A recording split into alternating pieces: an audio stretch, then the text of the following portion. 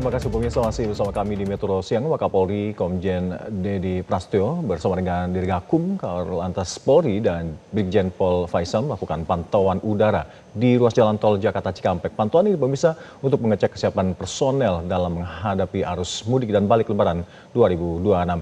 Selengkapnya kita langsung bergabung dengan jurnalis Metro TV, ada Reda Fulvi dari Command Center Korlantas Polri di kilometer 29 tol Jakarta. Fulvi, dari hasil tinjauan di sana Wakapolri dan rombongan seperti apa hasilnya? Iya Alga, ini sudah memasuki musim mudik. Bahkan dari informasi yang kami peroleh dari Jasa Marga per pukul 1 dini hari ini sudah 3,5% ada kenaikan dibandingkan hari biasa. Kemudian Wakapolri pada hari ini melakukan tinjauan di pantauan udara di ruas tol Jakarta Cikampek dan saat ini sedang berada di Command Center Korlantas Polri yang ada di kilometer ke-29. Nah, untuk mengetahui informasi lebih lanjut, saya akan mengajak Anda, pemirsa dan Alka, untuk berbincang langsung dengan Bapak Kapolri. Selamat siang. Ini Pak Wakapolri, kalau kita lihat tadi kan sudah melakukan pantauan udara. Kemudian apa hasilnya? Ya, kalau dari pantauan udara hari ini dari Jakarta sampai dengan tadi KM 29 ini relatif sangat lancar ya. Meskipun mungkin sudah ada peningkatan untuk arus lalu lintas. Kemudian nanti akan kita pantau lagi menuju KM 57. Ya, kita akan melihat bagaimana kondisi di ruas tol Cikampek nanti. Tapi secara umum dari pantauan Command Center Korlantas ini kita bisa memantau 18 Polda dan kita bisa memantau seluruh ruas jalan tol dan juga kita bisa memantau juga area-area pelabuhan dan bandara. Ini sangat lengkap untuk Command Center ini bisa memantau beberapa titik-titik yang betul-betul dibutuhkan dalam rangka untuk mengambil suatu keputusan. Dan teknologi ini juga dari Command Center Korlantas ini secara mobile juga kita memiliki Command Center dan juga kita memiliki peralatan-peralatan digital dan teknologi yang cukup canggih. Ini merupakan standar bagi peralatan-peralatan di negara-negara maju. Untuk tahun ini kita juga sudah mempersiapkan seluruh patroli-patroli mobile yang dilakukan oleh anggota dengan menggunakan bodycam. Ya, bodycam penting juga untuk bisa melihat bagaimana kondisi real yang di lapangan dan juga tindakan-tindakan yang dilakukan oleh anggota di lapangan. Ini semua sudah lengkap. Ini ada fluidnya juga, ini ada sensor, ini ada lampu juga agar anggota dalam melaksanakan tugas di lapangan khususnya di malam hari bisa terlihat. Nah, peralatan canggih yang kita gunakan juga ini adalah TA, ya, Traffic Analysis Accident. Ini merupakan standar bagi penanganan laka lantas yang berbasis pada teknologi, ya, berbasis pada saintifik.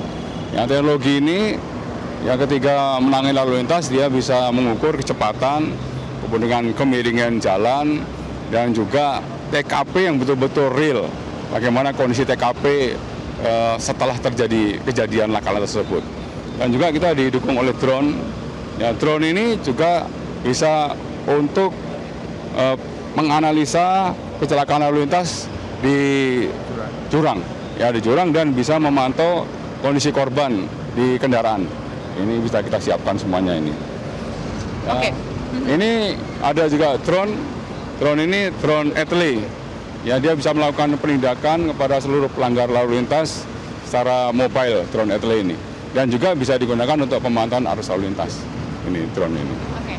Pak Dedi, kalau kita lihat pada tahun ini kan banyak teknologi baru yang kemudian dimanfaatkan oleh dari kepolisian, terutama Korlantas Polri. Kemudian seperti apa nanti ketika di lapangan, harapannya tentunya untuk lebih baik dibandingkan tahun kemarin? Ya, tentunya dengan teknologi ini sangat membantu bagi petugas untuk mengambil suatu langkah-langkah tertentu. Ya. Manajemen rekayasa lalu lintas itu sangat didukung dengan peralatan dan teknologi yang dimiliki. Sehingga kecepatan-kecepatan bagi anggota mengambil diskresi itu betul-betul semuanya baseline-nya adalah by data dan by analisa. Sehingga langkah-langkah yang diambil insya Allah akan menjadi lebih akurat, lebih tepat, dan bermanfaat bagi masyarakat. Termasuk ketika sebisal terjadi kemacetan panjang yang cukup sulit untuk dilihat secara jalur darat, begitu ya Pak? Ya, betul.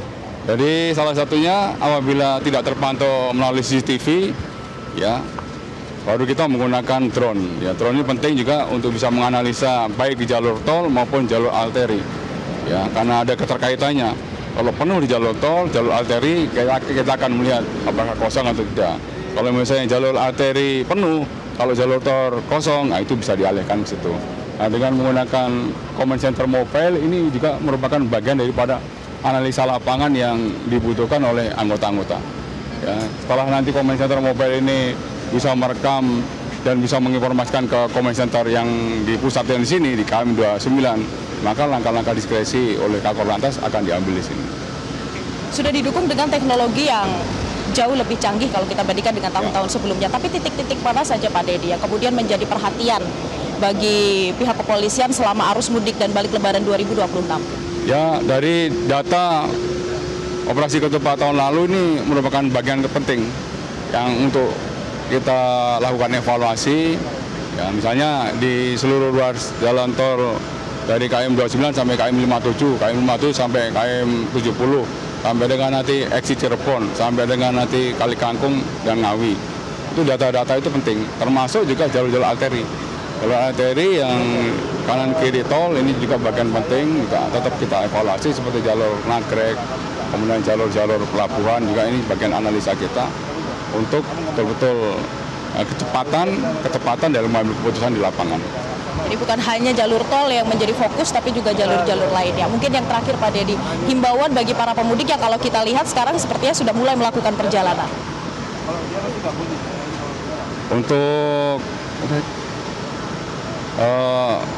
terus ya, dengan mobilisasi anggota di lapangan, kita juga bisa memberikan pelayanan secara langsung kepada masyarakat yang membutuhkan. Misalnya nanti di tempat peristirahatan, ya itu juga manajemen untuk mengelola tempat peristirahatan yang di ruas-ruas tol itu juga saya minta tolong diperhatikan. Ketika sudah mulai penuh, itu harus ada himbauan-himbauan dari petugas, keluar masuknya harus betul-betul dihitung.